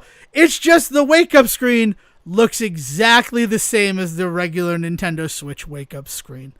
The only way that you're going to tell the difference between your Switch and your Switch 2 visually is that on the Switch 2, the like selector outline when you're picking software and things is rainbow colored as opposed to just the red. That is the biggest visual difference using the two. And that's crazy to me that they didn't like come up with a UI that was just a little bit different. Like, even going from the DS to the 3DS, it's the same basic sort of UI, but now the games are like 3D. Like, they move in that 3D space. They spin around and they look like they have depth to them, as opposed to just being flat squares like they were on the DS. There's really nothing like that. And so if you're like a parent trying to justify why you just spent that money on what looks like the same thing, that's going to be a difficult fight. That's the whole reason why the Playmates gave the Ninja Turtles separate colors. Because how are you going to convince your parents to buy 4 red bandanaed turtles? Right. So it's... Good. No, it was a good pull. Yeah. No, I'm sorry. It's but it is. It's one of those situations where it's kind of like it doesn't feel like a new system.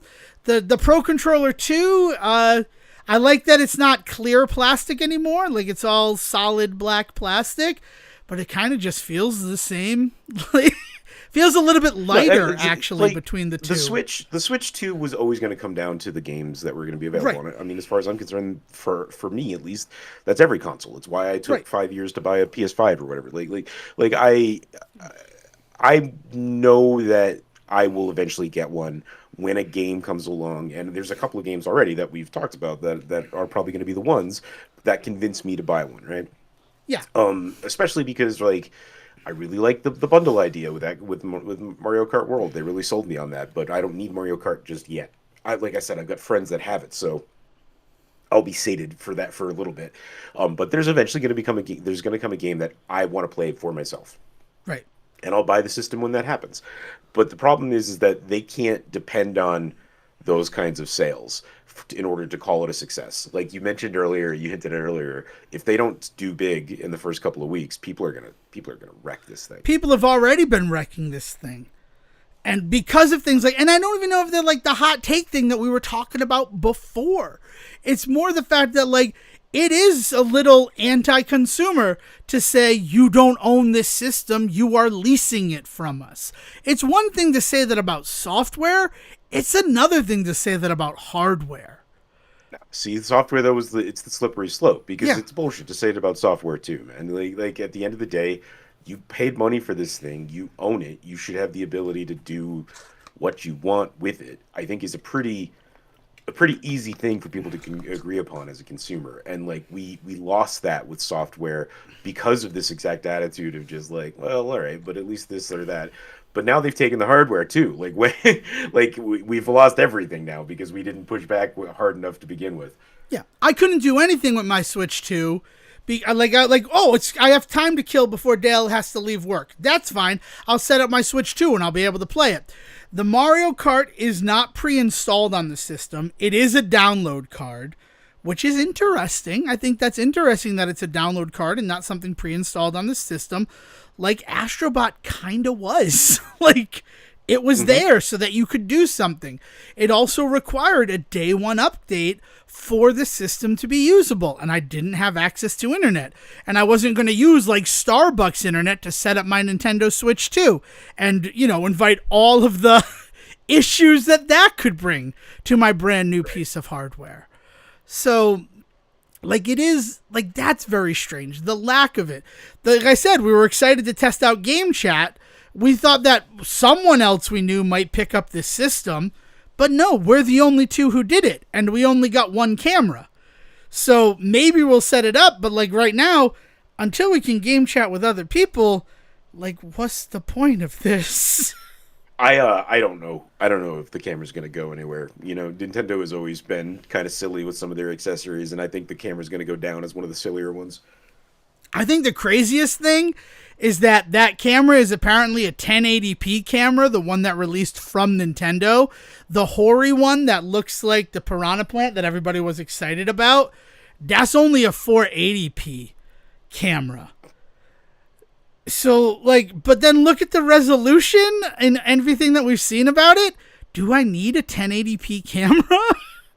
Yeah. Like, was it just easier to source that? And then, I don't know. I don't love that it's only 120 hertz in 1080p and 1440p.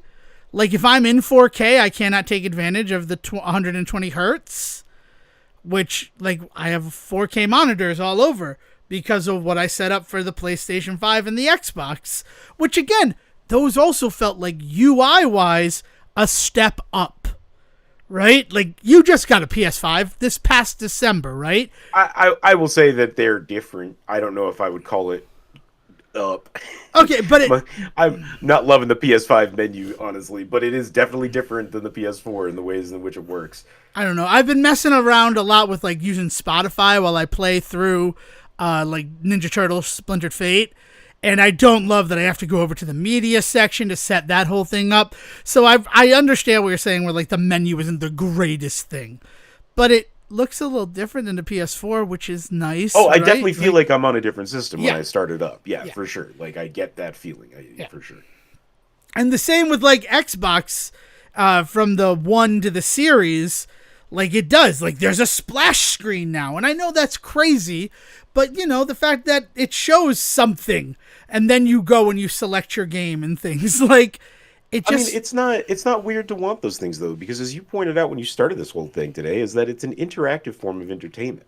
It is very specifically a form of entertainment that you engage with because it engages back.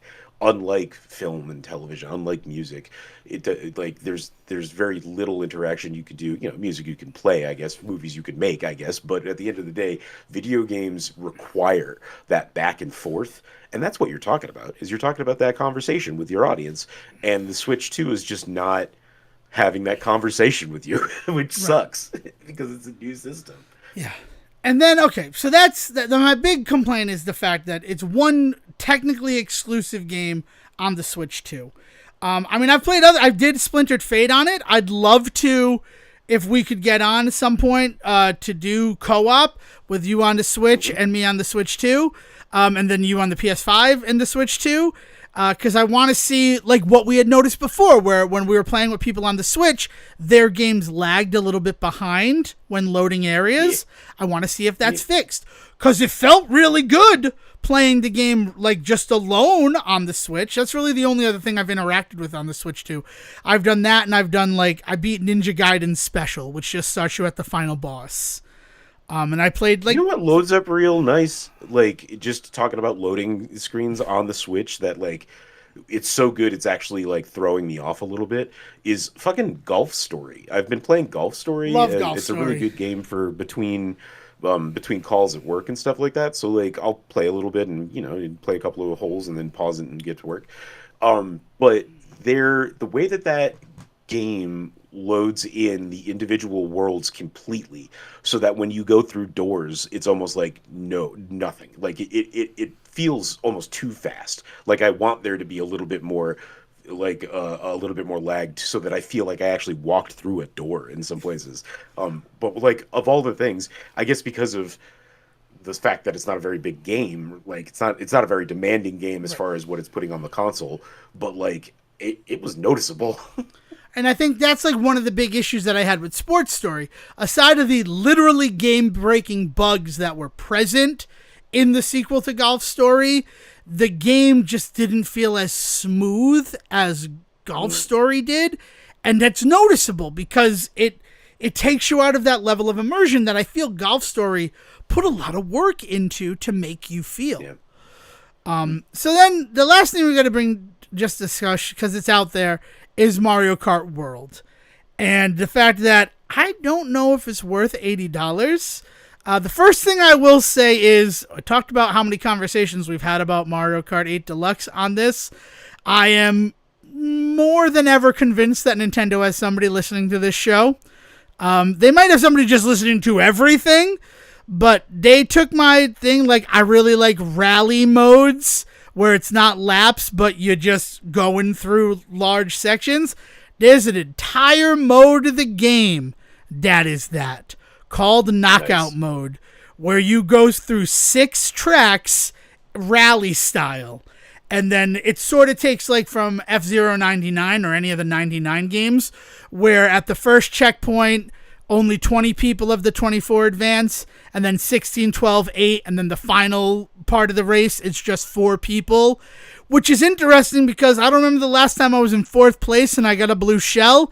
It happens almost every single time that you're in a knockout race because you're now the last place person, even though you're in 4th place. And here's a way to level that playing field. And that's awesome. That thing is very cool. And also the fact that, you know, in the regular Grand Prix, you do your race at like Mario Circuit, and then the next race, part of it is getting to the next track. So they've really leaned into my thing of like, I want more rally style tracks in Mario Kart games. And that's what they delivered with Mario Kart World, is more rally style as opposed to laps. From my limited interaction with the game so far, and from what I've read and knew about it beforehand, they really did want to lean into the world concept, right? Yeah. Like they really wanted to make it feel like a connected, big, full world. And from what I've heard from people, it delivers on that. I'm excited to play it. Yeah, I'm just hoping to hang out with some friends this week and do just that. I hope that happens for you. I'm excited for you that it does. But then I think about like the $80 of it all and the fact that we only got 8 Grand Prix. And that isn't even a total of 48 tracks, because some of those Grand Prix reuse sections. Like Crown City is a section of a couple of Grand Prix where you go through Crown City on your way to another area. Peach Stadium features in 2 separate Grand Prix. Moo Moo Meadows features in a couple of Grand Prix. So like when you think of the $80, a lot of that price comes from the free roam mode, which is really cool. It's cool that you can just press the start button from the menu and now you're driving and you're looking for missions, you're looking for collectibles, and that's fun. But that isn't hyper engaging enough, if that makes sense. Like it's just like running around in a Mario game. Like there's no what's the carrot? Like what's like, are you unlocking characters? Are you unlocking maps? Unlocking characters are all tied to completing the Grand Prix. So you unlock 7 characters by completing Grand Prix. Mirror mode, by all accounts, seems to be tied to the free roam mode. Also, it's the best place to try to find like the other outfits. And they do treat outfits like separate characters, because like Mario and Racing Mario appear as 2 separate choosable characters on the character select screen. But also in races, if you pick up Dash Food, that can transform your outfit. It'll just get reset at the start of the next race to whoever you chose. So it's a cool experience. It just, the $80 price tag, when I think about how much I paid for Mario Kart 8 Deluxe, which I know was just a deluxe version of a game that had come out what, 5 years earlier? Like, Did you buy that first got one, too? a lot in that game. You got a lot I in mean, the... Yeah. yeah, but if I think about, like, we bought, what was it, the Wii U version of Mario Kart? Was that where Mario Kart 8 Mario came out? Kart 8 started on Wii U, yeah. Yeah. We had Mario Kart 8 from that, and then we bought it for the Switch, and then we bought the add-on packs. So when all was said and done, I think I spent $150 on that game. So, like, I spent $150 on the last Mario Kart. So 80 this time, I don't know.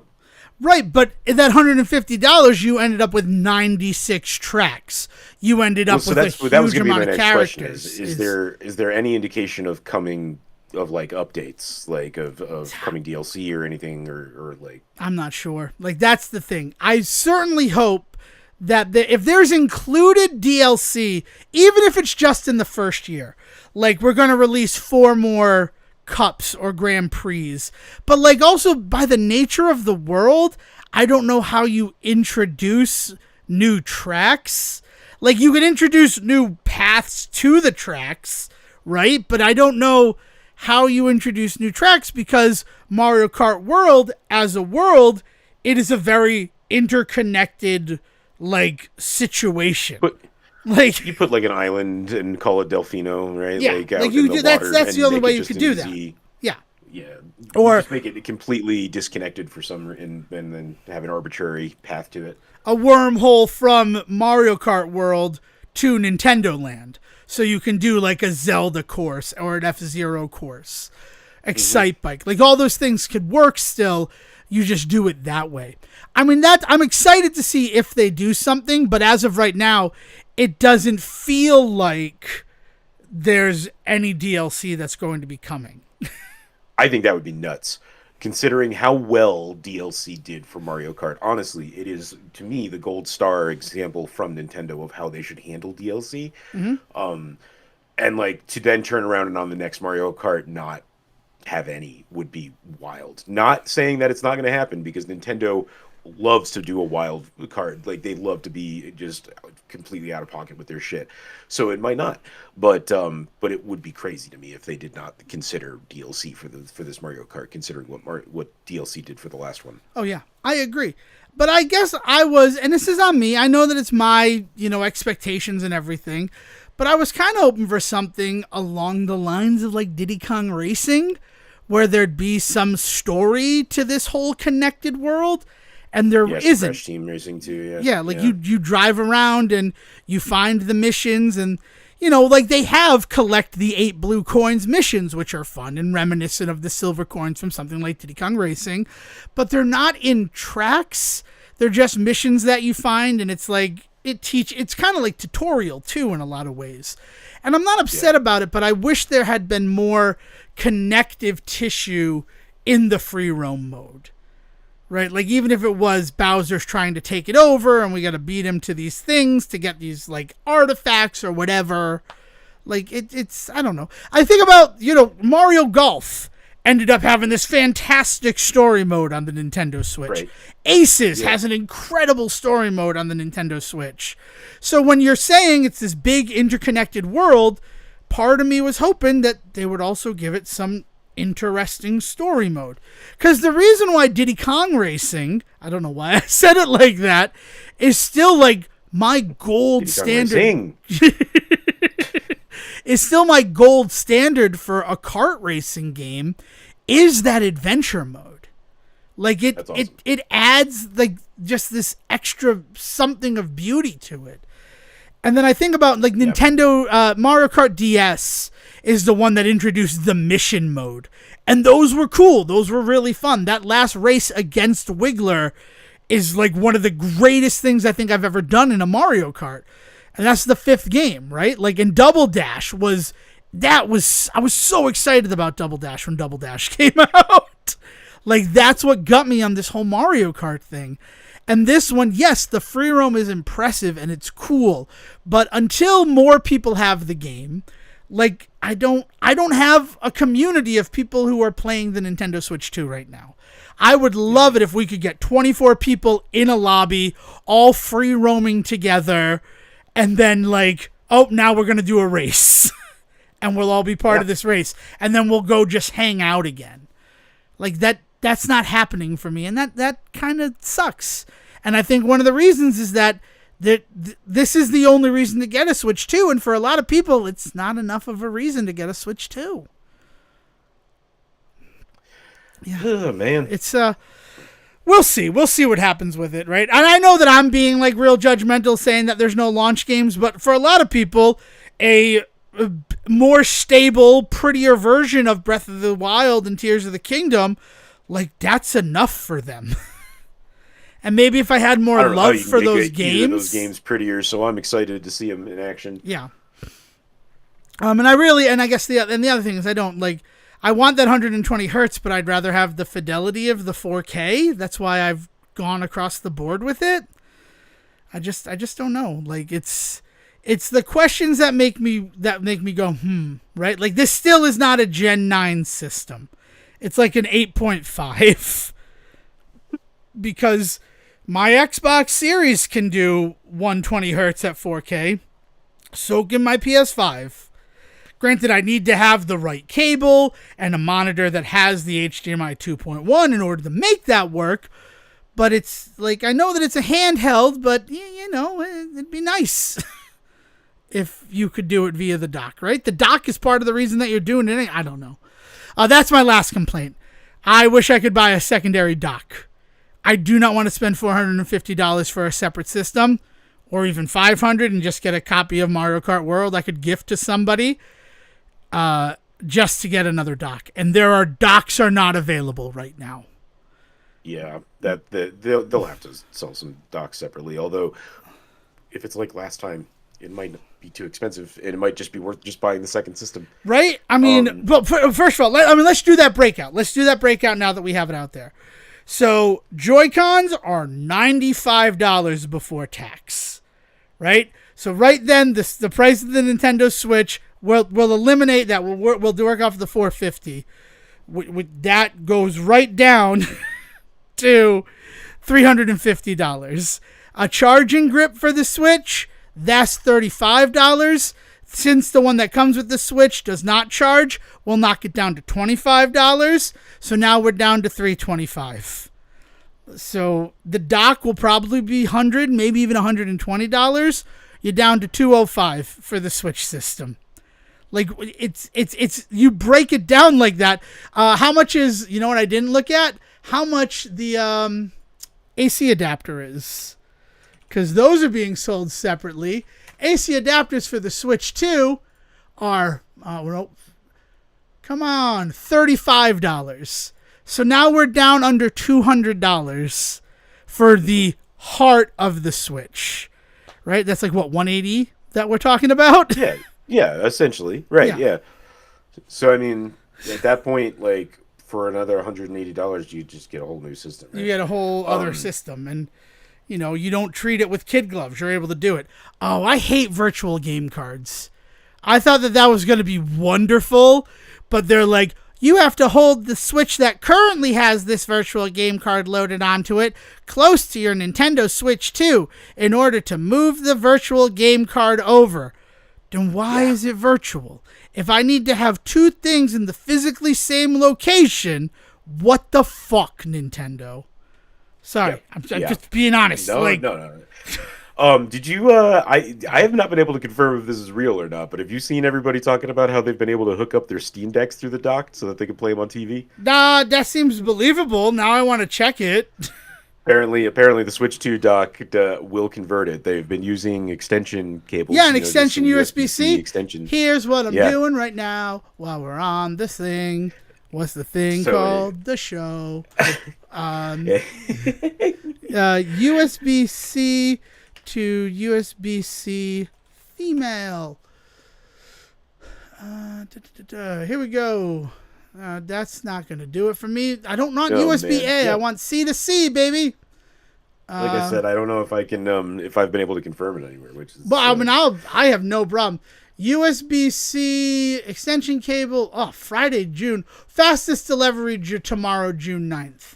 I will test it before the next time to see if that works. Because let me tell you, Sejan, That would be a game changer for Devon Decker. Yeah. It then makes me wonder you if can my hook up an Steam Deck dock you can would hook up an work. external controller to a Steam Deck, right? Yeah, so that's you can do that just with the Steam Deck. So yeah, so I found it. I will definitely look into that because that is very interesting to me. Oh, you know what? I put USB-C. I didn't put a B in either of those. There's my problem why I wasn't finding it. And let's see. I like Ugreen. They're not a sponsor, but I'm gonna see if I can get a Ugreen cable that does that. Let's see. Fastest delivery Tuesday the 10th. See, I will be able to get one of these and we can test it out because that is very interesting to me. That information you have just brought to my attention. Yeah. Sorry, I'm like very excited about this. All right, I'm over here like readjusting. I'm so excited. All right, cool. You son of a bitch. All right, anything else you want to talk about before we send this one out? I'm gonna be diving into a game this week. I haven't settled quite on it yet, but I've got a few days here where I'm gonna have some time, and I wanna get into something. It's been too long, so I've got to find a game to get into. But I'm thinking it's probably gonna be Expedition 33. Everybody's been talking Hearing about a lot it. of good I don't things know about I don't it. know much about it. So that might be on the docket for us next week because I might be taking a deep dive into Expedition 33. So I like that. I like that a lot. I have a couple of things. I just got some materials. I'm gonna try building an NES controller for myself. Oh, I wanted to talk about something. This is a good final topic. Where do you fall on delivery is brought to the wrong location? What is the legality of going to that location and picking up the delivery that was meant for you? it's a weird thing. No, like legitimately, this happened to me for Christmas this year. And it was my fault. Me and my infinite wisdom went to go to a FedEx to go send something to my parents for Christmas, right? The box full of presents for Christmas for everybody. And I gave the address, and I know this full well. I know this is a known issue in my family. Yep. There is a 79. Well, I won't give the full address out, but there is a 79 street address that is the exact same address downtown Providence. So the only difference is you got to get the city right. You got to make sure you have the city and the zip code right, because it's also on the east side of Providence versus East Providence. So so we have lost mail to them for years. We have gotten mail of theirs for years, back and forth, blah blah blah. Right. The whole Airbnb thing was a real fun saga. Yeah, it became a real bitch with Airbnb, but that's here nor there now. So I sent the box out and didn't double check the FedEx guy when they asked me about the address. I should have double checked it. They make you even sign the pad and everything saying, yeah, this all looks correct. I just signed it. Turned out it was the wrong one. My mom went over to that address like 3 times ringing the doorbell until somebody finally answered. And you know what? God damn it, they had that package. And finally she was able to get the Christmas presents. But you go over and you get your package. And if it's still sitting there, that's yours, buddy. Yep. That's what I did this past Friday. I sent you a photo. We'll put this in supplemental material of Wolverine from Deadpool Wolverine with his arms exposed. Hasbro has not done that. I ordered from AliExpress these arms that are replacement arms to make Wolverine look like he looks in the big set piece fight of that movie. And they were delivered to another 9 address in the area. And I'm like, well, I know where that is. I'm going to go see if it's still on the porch. And it was. And I just picked it up. And there was some fight about you could get in trouble for that. And I understand that. Yeah, if someone doesn't know, I do just look like a porch pirate. But I just whip out my ID, right? And say, this is my name. This is my package. It was delivered here on accident. I mean, we are speaking from a place of privilege. Yes, true. There's certain things that we could do in that regard that we don't have to question because there are other people that if they did that, they could get dangerously hurt. So yes. No, I understand what you're saying, and to to what I was saying earlier about what happened with my stuff, my mom was not there stealing the package off the thing, right? She was to talk to whoever knocking. lived inside just to see if they had gotten it, which I think is a very different conversation, right? Like, so going and just taking it off the porch, that specific aspect to it, dangerous, but it is yours. So, like, I still think you have the right to do it, just like you have the right to do all sorts of things, but you also then have to face consequences for doing those things. Yes, I am fully aware that it could have broken badly for me. But at the same time, I got the delivery notification and I was out and I'm like, this is right by where we live. Like, I understand how this happened. I'm going to see if it's there. And if I can, I'm just going to grab it. And if something comes up, then I'll just say, this is my package. It was delivered here incorrectly. Here's an ID. I didn't get this just printed out for stealing packages from the wrong address. Like, I don't know. But it was the funny part to me in that situation is, can you imagine opening that package if you're not the one who ordered it? What the fuck? It's a couple of pair of Wolverine arms. Yeah, right? I don't know. But he looks so good. Like, Deadpool and Wolverine are officially on display now because they look like they did in that great sequence from the movie. It's just, I don't know. It was just something I wanted to bring up. And something lighthearted after, like, really kind of a critical episode of the Say Report. Not in any sort of negative way, but asking some questions. Not as tough as, all of the things that are going on in this country politically right now. The fact that the two best friends have severed ties, and that might be what destroys our country, not anything they did together. Jesus. Yes. Sometimes the right things happen for the wrong reasons. Yes. All right. So I think that's it. Any other things that we want to talk about? I'm excited if you do get to dive into a game for that. And again, I'll be testing anything if people let me know with enough time ahead of time. If I have it, I'll test it. And if it's available affordably enough, then I will also test it. Sorry, Claude, that I haven't dove into Tears of the Kingdom yet. But I've been doing, here's the last thing about Mario Kart World before we actually transition into the outro of the episode. I've already run credits on it. I've gotten gold trophies on 150cc. Yeah, yes, I can appreciate that. That's a bummer. Yeah, but you also play through games. I play through games quicker than most people. That's very true, and I understand that. And I don't have 3 stars in gold trophies yet, so I will be going back trying to get that. And I have only done half of the rally races, the knockout cups. What's that going to get you? Gold Mario skin or something? I don't know if it unlocks anything. By all accounts, mirror mode is tied to the free roam, and finding certain items in certain numbers. I'm actually going to Google that right now. Mirror mode, Mario Kart World. Let's see what we're up against. Donkey Kong, by the way. Donkey Kong is an unlockable character, as is Berdetta and Daisy and Rosalina. You start with their baby modes, but then you have to unlock the adult princesses. Finish every Grand Prix Cup. Finish every 150cc Knockout Cup. Just finish, regardless of position. Complete 10 missions in free roam, 10 Peach medallions in free roam, 10 question panels found in free roam. Do that again and you'll unlock mirror mode. Wait, do that again? So after doing all of that, you have to complete Special Cup and Grand Prix one more time. Okay. So yeah, after you have fulfilled all of those requirements.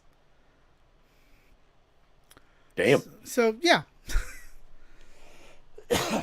So there you go. I don't know.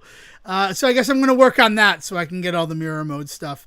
And then we'll see if there's any other unlockables. But the big thing it is, there are so many unlockable characters that are all tied to Magic Koopa coming by and turning you into one of the villains of it. The coin coffer, the stupid green frog thing from Super Mario 64, he's a racer in the game.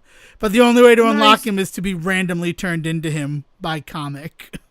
He's in 3D World, isn't he? Isn't he like invisible in some levels that you can find? Yeah.